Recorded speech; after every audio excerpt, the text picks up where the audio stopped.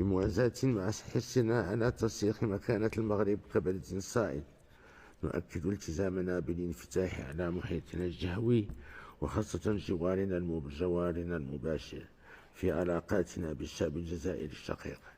وبصفته ملك المغرب فإن موقفي واضح وثابت، وأن الشعب الجزائري شعب شقيق تجمعه بالشعب المغربي علاقات إنسانية وتاريخية عريقة، وتربطهما أواصر اللغة والدين والجغرافيا والمصير المشترك.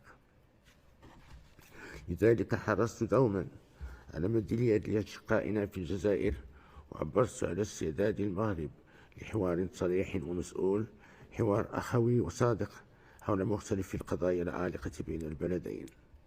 وإن التزامنا الراسخ بيد ممدودة لأشقائنا في الجزائر نابع من إيماننا بوحدة شعوبنا وقدرتنا سويا على تجاوز هذا الوضع المؤسف. كما نؤكد تمسكنا بالاتحاد المغاربي، واثقين بأنه لن يكون بدون انخراط المغرب والجزائر مع باقي الدول الشقيقة.